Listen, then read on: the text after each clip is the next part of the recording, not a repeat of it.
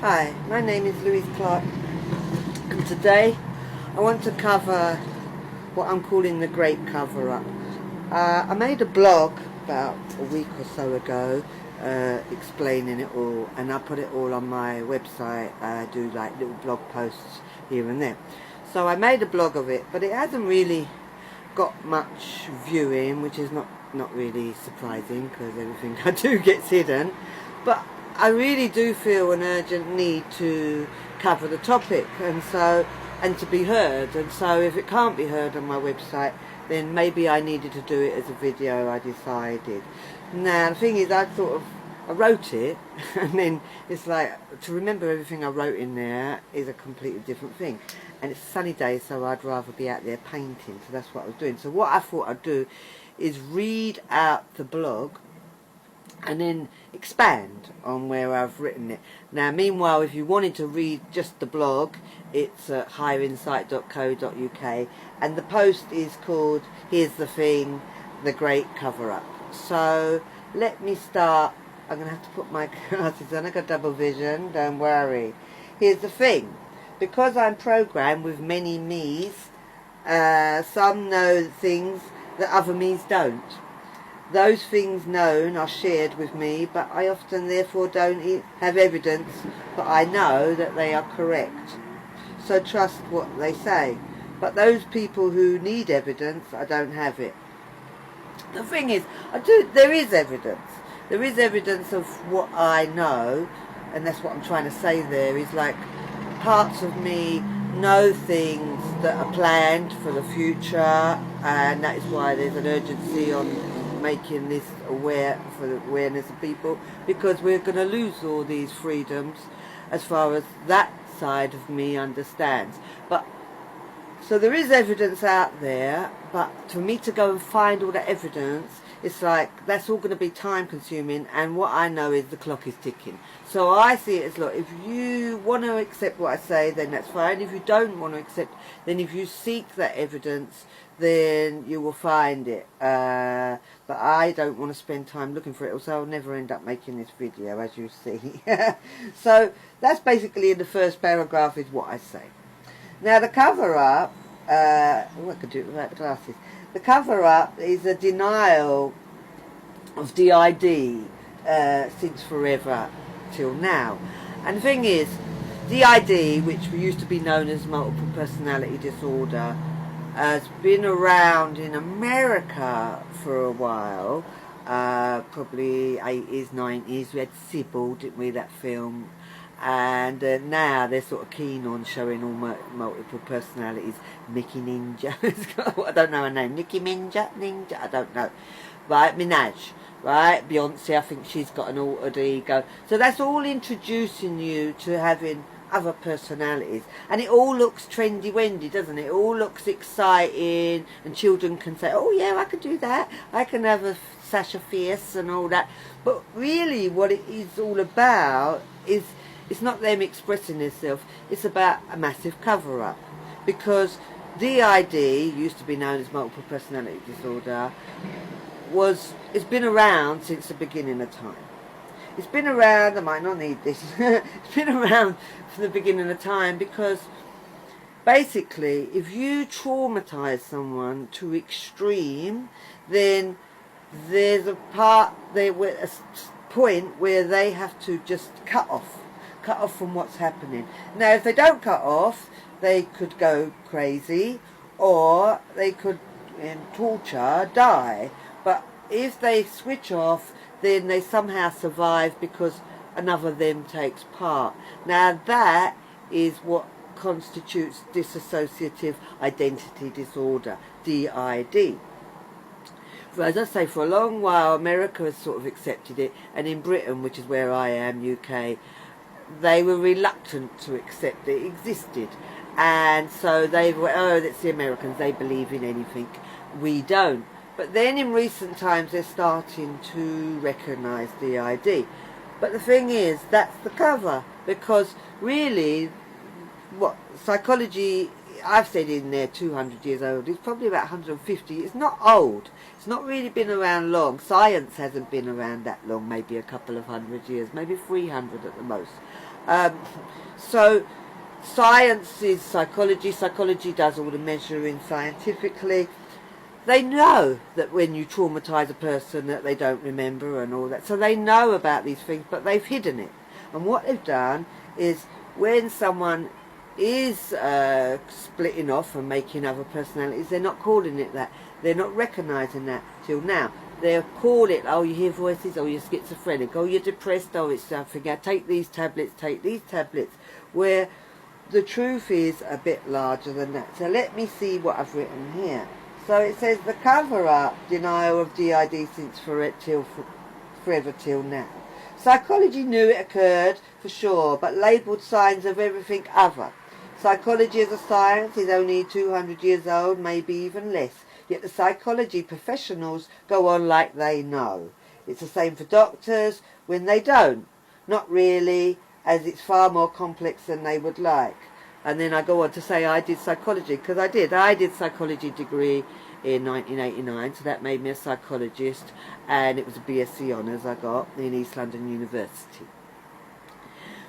Before I had a degree in psychology, I was the same person, and I'd learned in life to read people, but as soon as I had a degree and said I was a psychologist, then everyone acts like, oh, you're going to read me, you're going to analyse me, because it's all sort of kept separate, especially from the working classes, which is where I'm from, is if you've got a degree and then you must be really, really clever, because it's a delusion. No, it means that you got funding in my times, or you're from wealthy parents.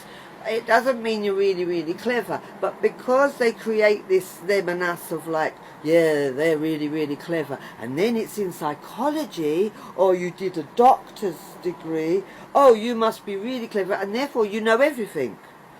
When in truth, when I did psychology, I thought I was going to come out knowing everything, and what I learned is I learned nothing. Not really. I learned how to understand statistics. I learned how science is used and abused. I learned how science studies psychological aspects of life. But I didn't come out being able to mind read like you think that people would. The same as a doctor doesn't come out knowing everything about health, but we're taught in society to respect those professionals, and they know best, the scientists know best, the psychologists know best, the doctors know best, when they don't. So that's also what I sort of briefly outlined in a paragraph there.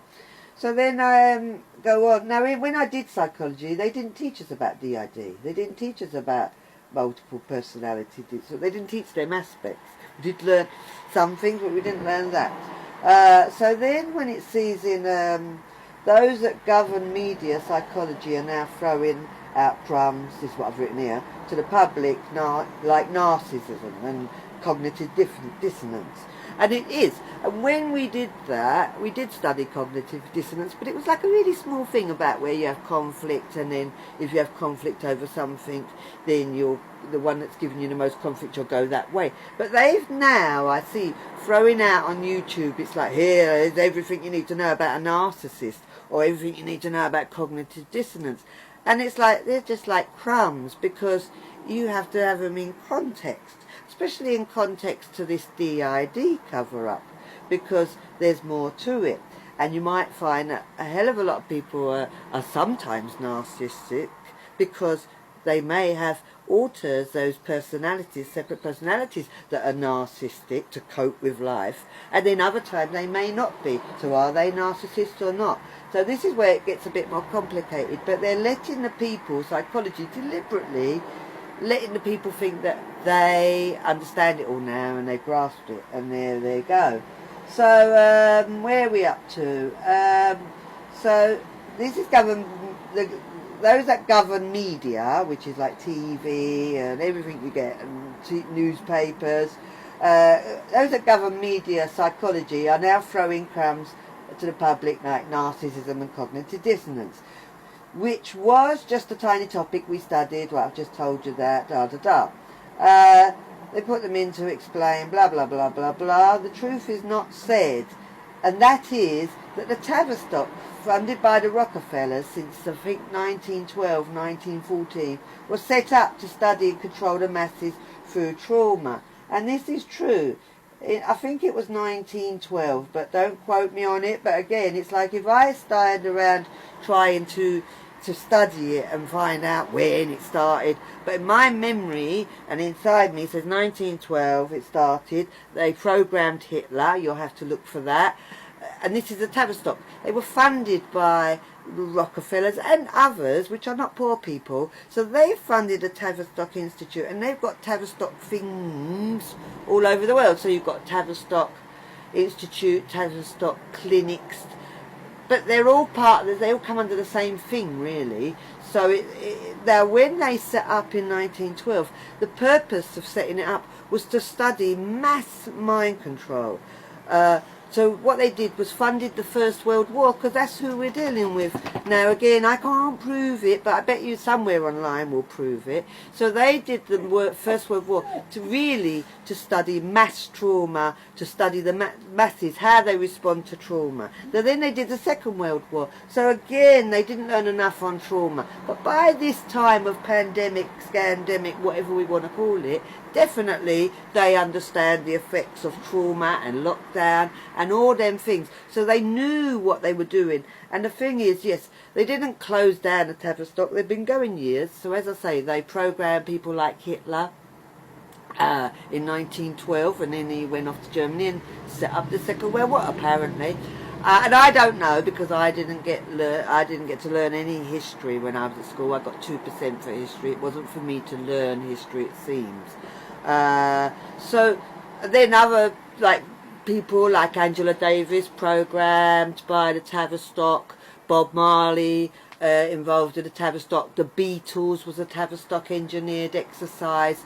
So when you start seeing how grand the Tavistock and how they orchestrate many things, then you see. Now the thing is, they're not really talking about it. I say to people who are even knowledgeable about the Tavistock, and they go, who's the Tavistock? So in that blog, I've also put a video of one of the Tavistock books. It's an audio of their book, the Tavistock Institute of Human Relations. And in there they talk about how their plans for the future, and they wrote it years ago. So if you listen to it or if you go and read the book, then you'll see that what I'm saying is true, and that they planned all these things, and you'll see how they planned.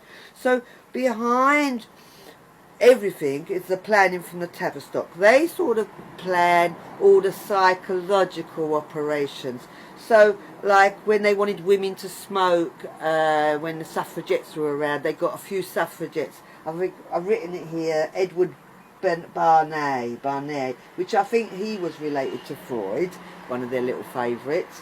And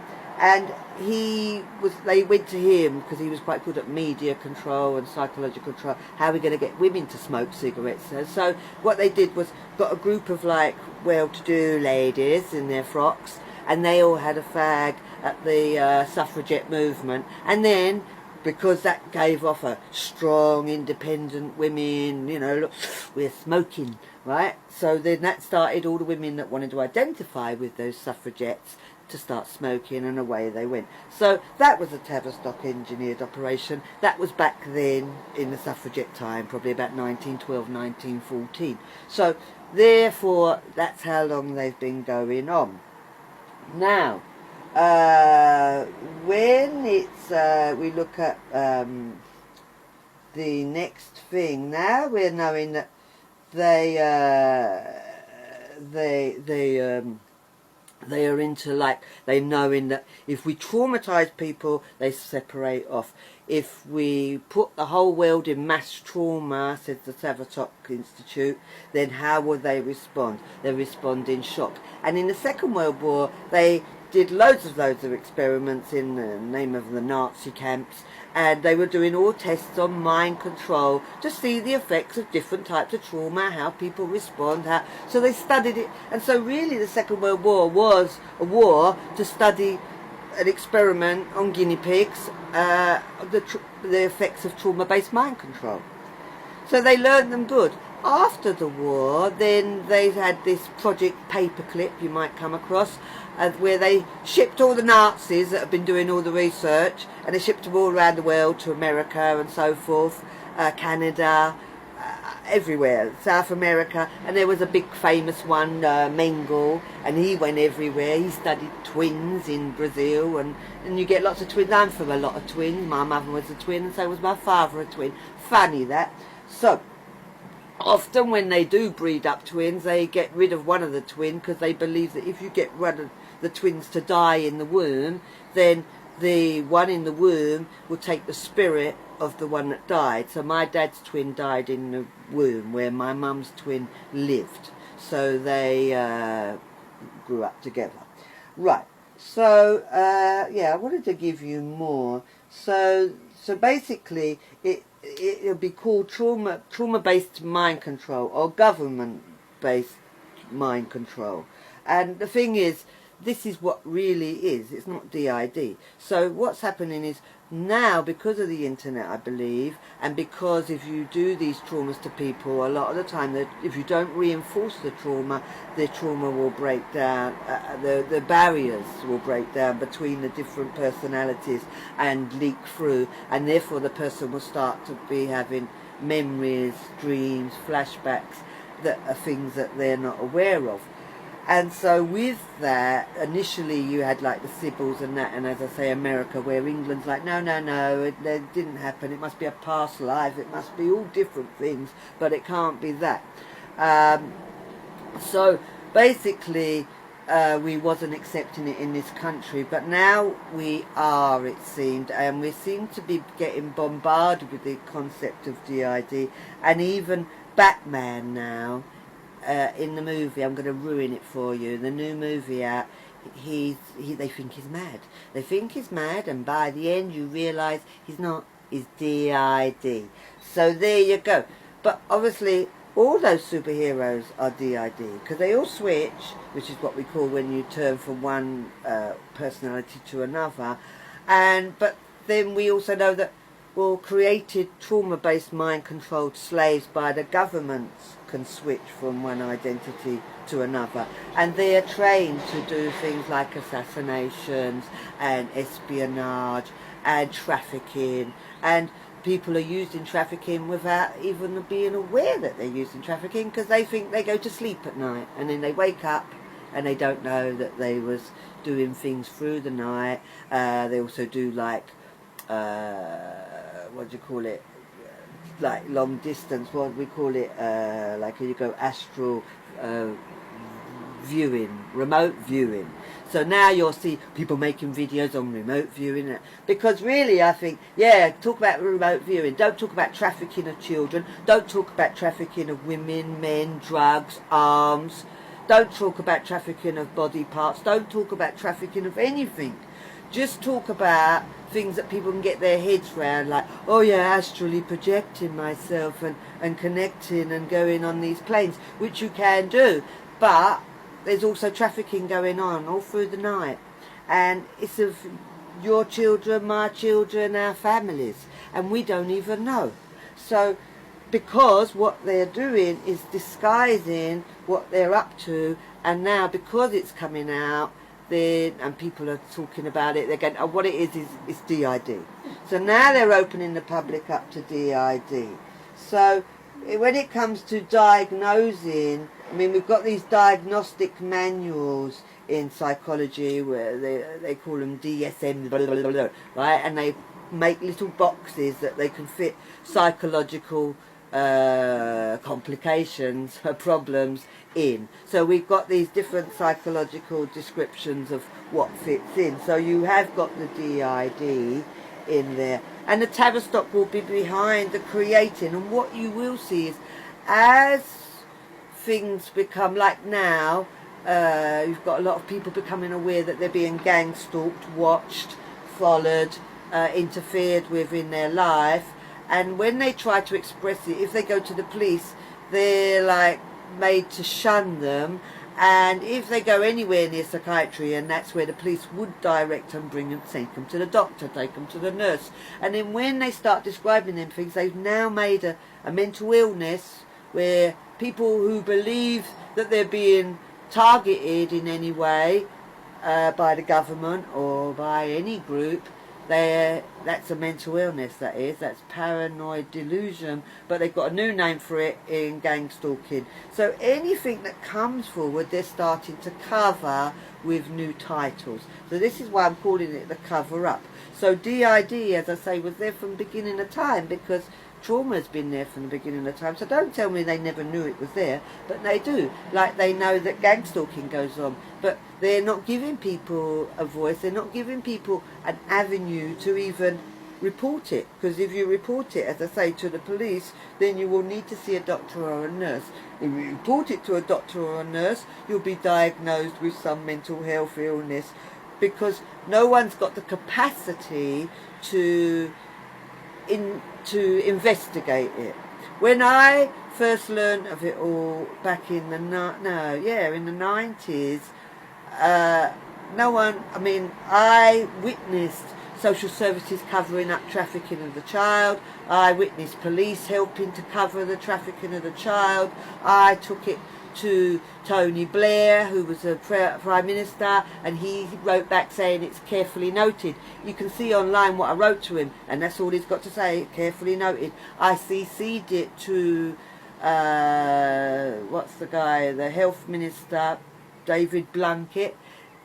No, he didn't. He just deferred me elsewhere. I CC'd it to MI5. They said, oh, if you think you're being tapped, they picked out just about the tapping of the phone. If you think you're being tapped, right to the something, interception of communications or something. I did that. They've got a list of all the organisations, and they say, who, this was back in about 2000, who do you think is tapping you? So you have to tick the boxes, like fishing industry. There was all different ones. Well, you don't know who's tapping you. You're telling them they can intercept and have a look. There are people that can look and see who exactly is tapping you and where it's from. But instead, no, they told me I've got to tell them who's tapping me. So I said everyone, I ticked every box. But I didn't really get anywhere, right? Which is why I put it online.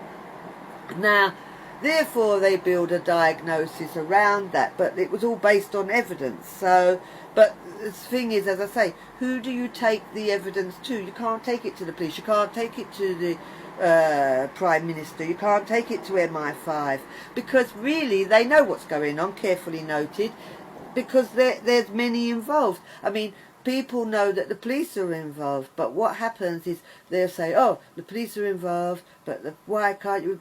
But if you speak to the police, some people do, and that have knowledge like me, and they'll say, no, the police do know what's going on, but it's so big, they can't speak out against it. They can't go against the ones that are involved in it, because the ones who are involved in it are more powerful. And yes, it will tie into Freemasonry, and it may be that ones that are in Freemasons, because once you're a Freemason, you've got to do what the Freemasons tell you to do. Now, the police are Freemasons, but as you go higher, they're Freemasons. And when we're looking at who the traffickers and the police and all that, and the medical professions are all under, it's under Freemasonry, it's under the Illuminati, which is Freemasonry. And then they talk online of like, oh, is the Illuminati over? Or is it still... No, it never stopped. No, it got annoyed. It annoyed people, and so they had to hide. But they still run things. So they still run the police. They still run the military. They still run governments. And therefore the governments are just puppets, like Mr. Boris, he's just a puppet. And when you get annoyed with him, they can replace him with another puppet. And he's just got strings, because the powers that be are higher than him. They're higher than your governments, because the governments go to a higher government, which is run with the Illuminati and the people that you're here, the Council 300, is it? There's numerous names, and they all interlinked, because it's like Illuminati, but they're Masons. The highest Masons is the Knights of Malta, and the Knights of Malta the Queen's in charge of. Then all women can't be free. Yes, they can. Freemason women is the Eastern Star. Teenage Freemason girls is the Rainbow Girls, and that's where the gay flag comes from. But people think the gay flag is about, oh, it's gay people and it hasn't got pink in it, because that's a pink... The gay people in the Nazi camps had to wear pink triangles. So, no, it's not. The reason the flag is like that without pink is because the Rainbow Girls have got a flag. Check out the Rainbow Girls and Teenage Freemasons. So people are waving the flag of the female Freemasons. This is why I wrote it, because if I talk too much. But I just decided I will, because I'm sort of sick of things, to be honest. So, yeah. Where are we up to? Well, I'll tell you why. Right, so they say, well, why are they putting them in the movies, I'd said. So I said, I'll tell you why. It's because these labels are created to cover what is really going on in the world of trafficking. Trafficking is more sinister than you can ever imagine, and it's not only done in the ways that they show through the media they have now. No, again, it's like D.I.D. Because this is the other thing, is now I'm seeing they're like, oh, let's talk to these girls that are being trafficked. Oh yes, we're recognising the trafficking. But these are people that are aware they're being trafficked. And that, I feel they're covering trafficking now. It's a cover-up. Because there's a hell of a lot of people that aren't aware they're being trafficked. And even those that are aware they're trafficked, they're not necessarily aware they're trafficked other times of the day. Usually at night. Usually between the hours of about 3 and 4 p.m. They will be trafficked, they will be taken wherever they need to be taken, they will be returned, and they will think they slept through the night. They may find marks on them, they may not. I have marks on me, but they don't have to mark you. It's a choice. And so if you are a good girl and do everything they want, you won't get any marks necessarily, although it depends on what you're being used for. If you're being used to fight, you might get a couple of bruises.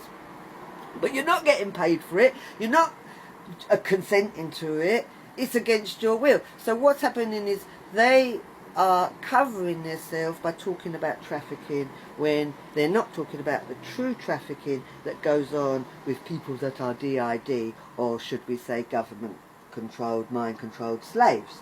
There's no one to complain to, so they've learned and mastered how to create these amnesic walls between the different personalities that are created through the trauma. They know how to maintain them walls, and they know how to call up them personalities that have been traumatized and then train them from childhood, from birth, to behave in the way they want them to behave, to have the personalities that they want them to have. And they'll suppress the personalities they don't want you to have. It's like me, genetically, I'm sort of very good with maths, very good with deduction. My dad was a really good gambler, and therefore they pushed me without my awareness, but when I was meant to be at school, then they pushed me in mathematical things, and then after the sessions they would test my IQ, test my aptitude to see had they increased it. All my medical files are very tampered with, and there's hardly any left in them nowadays, but what is in them is an IQ test they did of me at age 3. It says I've got an IQ of 130 then, but they would have pushed it, and to get to the level of programming that I have, which is a computer in my brain sense, I'm told that you need an IQ of 180 to achieve that. I know if I do an IQ test I'll have about 140, but I also know that they will separate the personalities, the alters in the person, that they will keep the cream for themselves. So the person who's talking here, which is the host, which is me, will have the IQ of 140, but the ones that they will use elsewhere can have the IQ of 180, and I won't. Louise Clark, and today I want to continue on from the last video I made last week, because for some reason the camera just switched itself off halfway through. So what I spoke of didn't get shown, only the first half hour. So I thought, well, let me finish what I was saying and do you another video today. So this is following on regarding the trafficking and so forth. I can't remember my title now. So what I wanted to continue on was saying that I'd said about the Tavistock Institute, funded by the Rockefellers, and I found out since also funded by the Rothschilds and the Queen, how they sort of orchestrate how the media works, how education works, how everything works really. And the Tavistock also have what's called think tanks that are people that belong to them who work of how they can implement what their plans are, how they can implement the best. And so they're in different areas. So you'll have think tanks in education, think tanks in psychological aspects, health aspects, to further their agenda, the media. So when it comes to all these think tanks, then a lot of the members may be also MKUltra under my control. So they may not even know they attend. I mean, I might attend for all I know, but I don't know that I attend. I wouldn't willingly go. So there you go. So they design the way that society is perceived. They decide what the fake news is, and the concepts of the day. Like I said the other day, they're pushing out the the narcissists, and now you know about everything, and they steer the media for their agenda. I also did find, since I made that video, there's a guy, Sean, I think it's Sean Anthony, he's got a YouTube channel called Flow of Wisdom, and he's done a few videos where he's gone through the Tavistock book that I told you of, and he's saying it's about £1,000 if you want to buy it.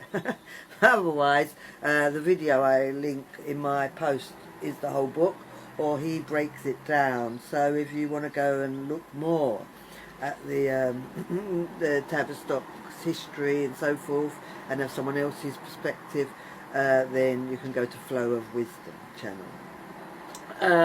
So they're using behaviour modification to control the masses via education, via the media, research, and there's also the AI predictive programming that's going on, which would be, they'd be orchestrating to see what works, what don't work. When it comes to myself, I was programmed by the Tavistock. I remember, I mean, I have hardly any memories. I'm not one of those people that's like, oh yeah, I remember it all. No, I don't. No, I don't. And I'm over 30, over 40, over 50 and over 60. But I don't remember because really they do a lot of work to make sure you don't remember, and it seems to work on me. But even though I don't really remember, I'm very good at deduction. So I do recall my mum, what it was I went to Finchley Road once and on the train, and when I got off I knew where I was, and that's when I found around the corner is the Tavistock Centre, which is, their great therapy centre. And my mum taking me there, and I remember I remember the building, I remember my mum taking me there. I vaguely remember playing with Russian dolls and that, but I don't really remember what age. I think that was when I was about 4, but I think when I went to the Tavistock I was about 6 or 8, and by that time the school had created this front cover so they could program me, which was they saying I was out of control. They couldn't control me, so they said to my mum told me, they said, right, she can either go in a reform school, which is what we had then, or she can have a therapist, psychiatrist she goes to every week. So my mum opted for, she said she's been in too many hospitals, nothing wrong with me, too many hospitals, so I'd see the psychiatrist. So age 6 or 7, I remember getting the bus on my own all the way to the child guidance clinic in Leytonstone and seeing a doctor there. It may have been Dr. Little that I saw when I was a toddler, but it may not have been. It's blurred. I remember going there, and I remember doing IQ tests and aptitude tests every week, but what I was told was that wasn't what I was going there for. I mean, I don't remember ever talking about anything really, and if I had talked about what was going on for me at home, then I don't know, then there should have been concerns, but there wasn't any concerns. They just did their assessments every week of the IQs. But what I was told by others was, no, I was being programmed to improve my IQ, so the testing was to see did it improve me. So there you go. Now the Tavistock, as I want to say, is in just off the Finchley Road, and for those that don't know London and don't know England, and Hampstead became quite a big topic, hasn't it? And Finchley Road is like Hampstead, Finchley, Golders Green and Highgate. They're all sort of together, and a lot of the players are psychoanalysts and all them sort of institutes. Freud's house is around there, so it's very it's very rich, very psychoanalytical area. So I just wanted to point that out. I was in hospital from age about, I think I was 18 months to about 4. I mean, I don't remember it all, but other people remember me not being around from about age 2 to 4, and I have a very vague memory of it, any of it. But I'll get into that at another stage. And then I think I may have been in a children's home, and it may have been a place where children with severe disabilities, like learning disabilities and physical disabilities, are sort of vaguely, and I have such empathy, and I wasn't either of those types of children. And then, yeah, so I started, my mum put me in nursery when I was about 1, and it was matron, inside me said it was matron that took me to places. So, yes, and then I'll go into that later, but there was loads of research being done with all these matrons and all that at the time on the poor people of East London, which is where I came from. So, what I wanted to say is, not always, but well, basically, to create the mind-controlled slave, to create D.I.D, you need to traumatize a person, and they have to have a predisposition to switch off and turn and create another alter, to create another person.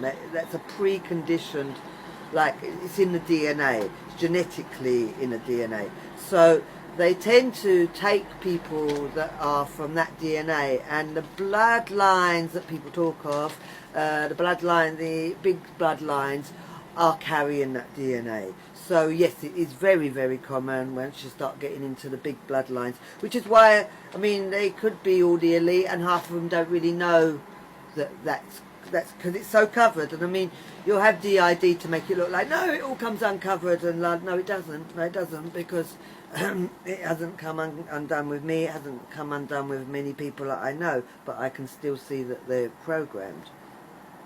So they would select the children. They'd do IQ tests very young. Sometimes they do tests in the womb. Sometimes when they come out, I've got tests that I said that they did when I was about 2 of 130. And they sort of make big notes of this. And why they were testing that, why has that got anything to do with my health? Who knows? So it's also, they're really, the powers that be are really into eugenics. So they like to sort of put bloodlines together and create, if they can, so that you've got the genetics that they want you to have. So there's a lot of that going on, but it's all hidden again. So they choose who they put into the programs, and it's selected on IQ and abilities, gifts, psychic abilities, and so forth.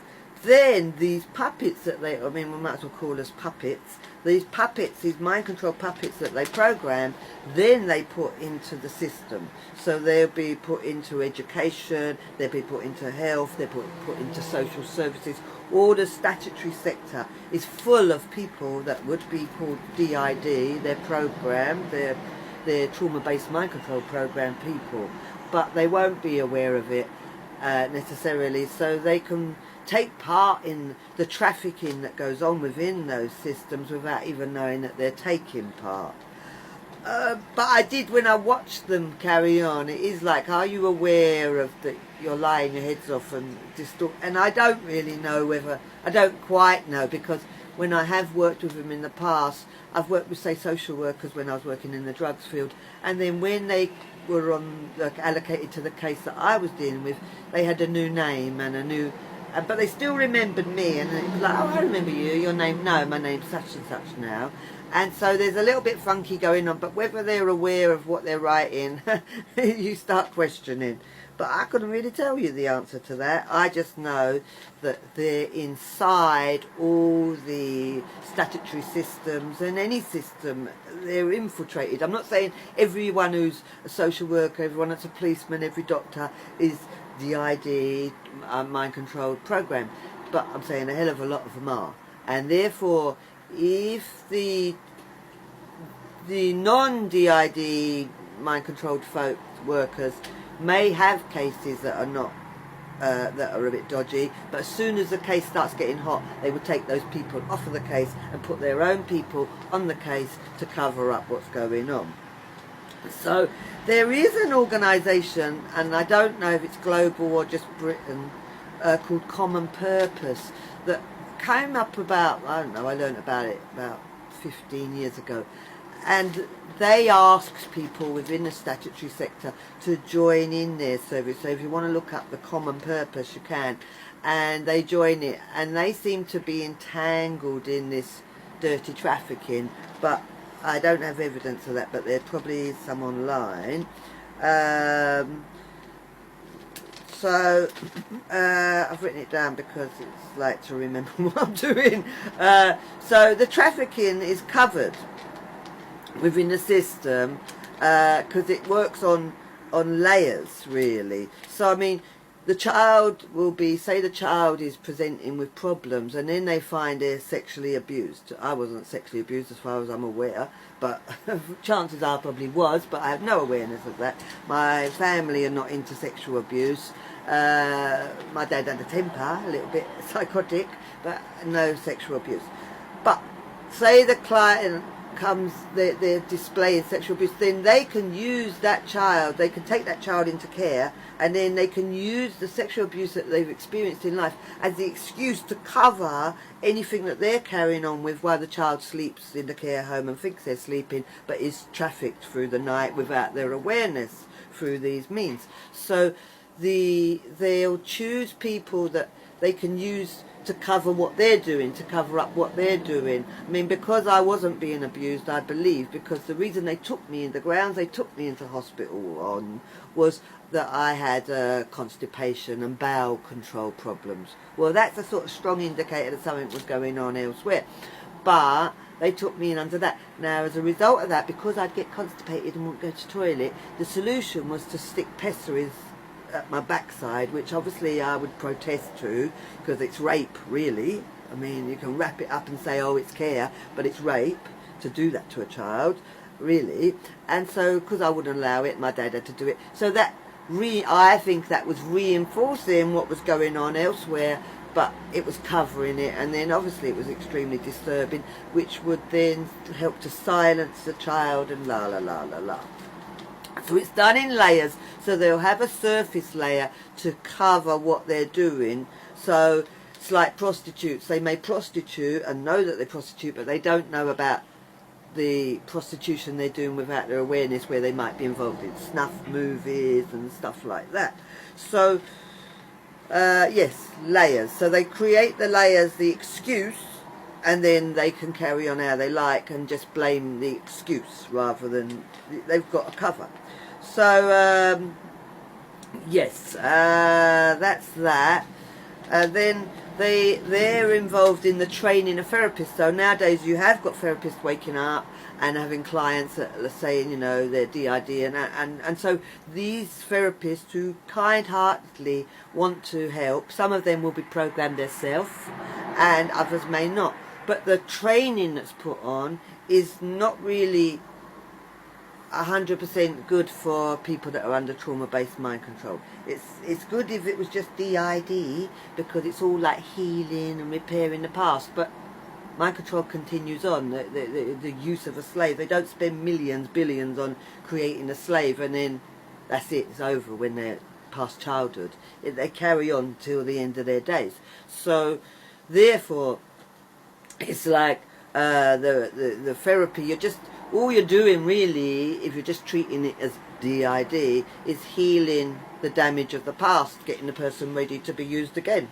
So you're just like wet nursing their they're slaves really. If they mess up the slave, you know, if they torture them too much, then they need cleaning up, so send them to the therapist. But the therapists sort of come in and doing the training, but the only training available is training of how to work with D.I.D, which I will get onto another day maybe, on how to work with MKUltra survive. Well, they're not, you call it survivors, but it's like it's continuing on. So is it survival? So that's why I say slavery. People say, oh no, don't call it that, but that's what it is.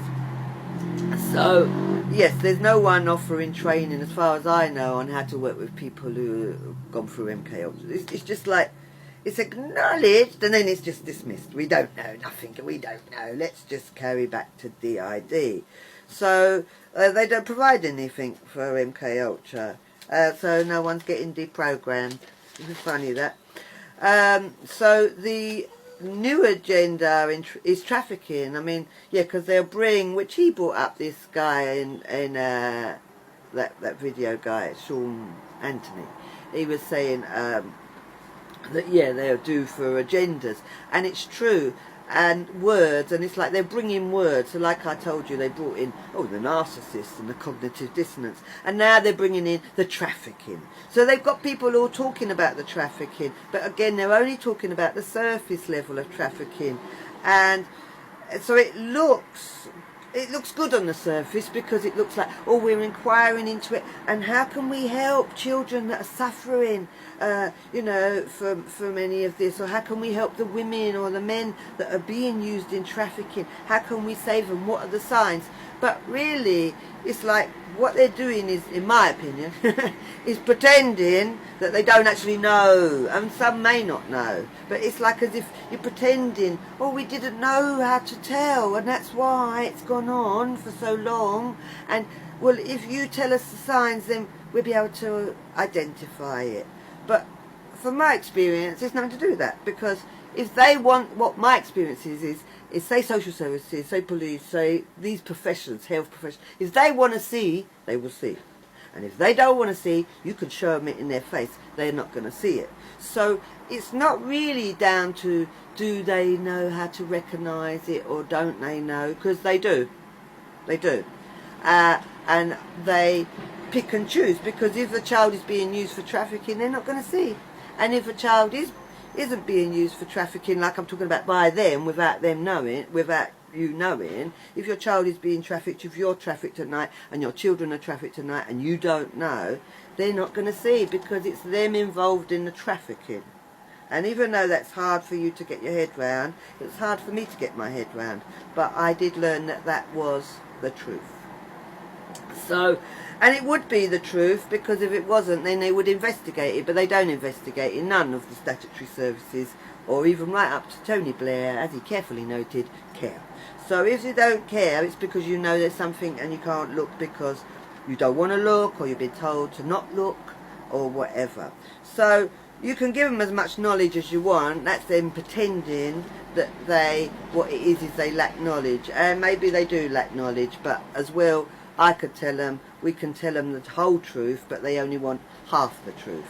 And they could end up using that knowledge against you. So when it comes to child trafficking, this is the serious issue, because social services utilise children within the care system. There's a whole trafficking going on, and they're just covering it up and not letting you know that that trafficking goes on. It's not just in Britain, because this is a global trafficking. When we're talking about MKUltra trafficking, we're talking about global. We're talking about the children are taken from one country to another country, sometimes brought back, sometimes moved round. It's my understanding that the last place they go is to Portugal, and once they go to Portugal, they go underground and they're not coming out ever again. And if they're women, I hear that they go onto yachts and they're not coming back. I mean, my friend, she wrote the book TikTok, which, funny how they went and used that word, but she did it first. She wrote the book TikTok and said how in South Africa the children are kept in tin mines underground, but the last port of call is Portugal, is my understanding. But I mean, we've got underground facilities all over the globe. we've got them in Britain, we've got roads going under England, and all through, everywhere. And that's where I think I was taken, because if you go underneath hospitals, you will get to the programming centres too. But they are not looking, so they won't see. Well, they do know, actually. They do know. Some do know. I know some do know, because they take people there. So the doctors know, but it's like, it's as if you want your job, you don't know. So that is how it works. So yeah, there's a whole industry going on. I mean, children go missing from social services. I've heard of it a lot. When I worked in the drugs field, I heard of files going missing in Hackney, and it was just like, hush, hush, hush, hush, let's not say nothing, let's not say nothing. That was in the 90s, and it's, oh, we've lost a load of kids. Well, you don't just lose a load of kids. Yeah, they couldn't find the files. And then there's people that hack. All the children are kept on this central computer, all the vulnerable children, and I'm aware that people gave away the passwords to get in and access and choose what child you want from that list. But it's all kept secret because the media won't touch it, really, because they want evidence. They'll come with excuses, but they're controlled, as I say, by the Tavistock. So I hope that's enlightened you all, and I hope this video is recorded this time, and I'll speak to you again soon. Thanks for listening. My name's Louise Clark.